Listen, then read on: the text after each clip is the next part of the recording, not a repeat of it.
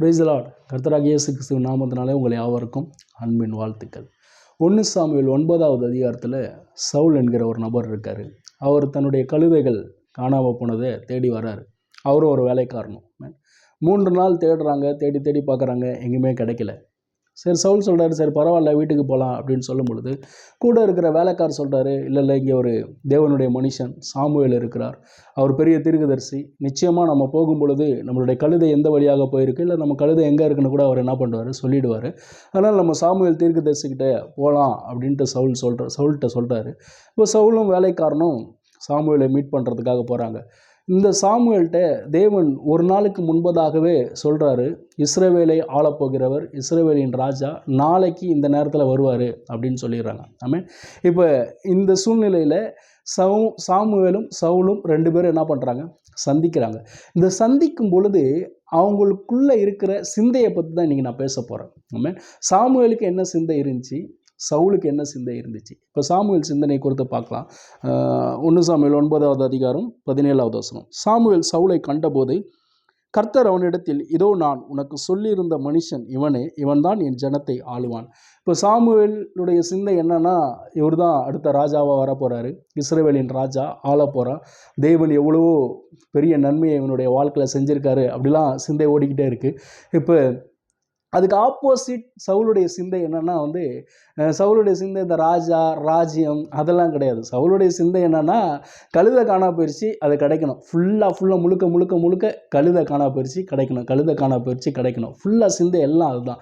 அதனால் சாமுவேல் இப்போ சவுலை பார்த்து சொல்கிறாரு 20வது வசனத்தில், 3 நாளைக்கு முன்னே காணாமற் போன கழுதைகளை பற்றி கவலைப்பட வேண்டாம். ஆமென். 3 நாளைக்கு முன்னாடி காணா போன கவலை பற்றி இப்போ உன் சிந்தை எல்லாமே எனக்கு தெரியுது. காட் உனக்கு பெரிய விஷயத்த வச்சுருக்காரு, ராஜ்யத்தை வச்சிருக்காரு, ராஜாவாக வச்சிருக்காரு. ஆனால் உன் சிந்தை ஃபுல்லாக இப்போ தொலைஞ்சி போன கழுதை மேலே இருக்குது. அதனால் நீ என்ன பண்ணாத, கவலைப்படாத அப்படின்னு சொல்கிறார். மெசேஜ் டிரான்ஸ்லேஷனில் இப்படியா சொல்லுது, உன் தொலைந்து போன கழுதையை குறித்து என்ன பண்ணாத, நீ கவலைப்படாத, இந்த நொடியிலிருந்து இஸ்ரவேலின் எதிர்காலத்தையே தேவன் உன் கரத்தில் கொடுத்துருக்காரு அப்படின்னு அந்த வசனம் சொல்லுது. ஆமென். என்ன சொல்ல வராரு சாமுவேல் அப்படின்னா, அப்பா உன் வாழ்க்கையில் தொலைஞ்சி போனது, உன் வாழ்க்கையில் பிரச்சனையாக இருக்கிறது, உன் வாழ்க்கையில் போராட்டமாக இருக்கிறது, அதை குறித்துலாம் நீ கவலைப்படாத, தேவன் ஒரு பெரிய விஷயத்தை உன் கையில் கொடுக்குறாரு. ஆமென்.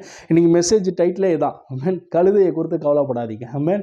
தொலைந்து போன கழுதைகளை குறித்து என்ன பண்ணாதீங்க, கவலைப்படாதீங்க. ஹல்லேலூயா.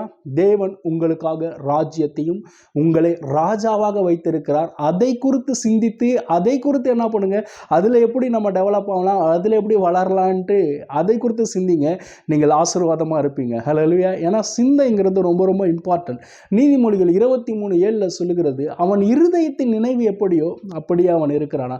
உங்கள் இருதயத்தின் சிந்தை எப்படியெல்லாம் இருக்கோ அப்படிதான் நீங்கள் இருக்க போறீங்க. ஆமென்.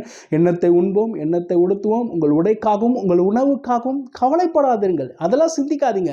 அதெல்லாம் அஞ்ஞானிகள் நாடை தேடுகிறாங்க, அதெல்லாம் உலகத்தில் இருக்கவங்க சிந்திக்கிறாங்க. ஆனால் உங்கள் சிந்தை தேவனுடைய ராஜ்யத்தை குறித்தும் தேவனுடைய நீதியை குறித்து இருக்கட்டும். அது எல்லாமே உங்களுக்கு கூட கொடுக்கப்படும். தேவன் எல்லாவற்றையும் அறிந்திருக்கிறார். ஹல்லேலூயா.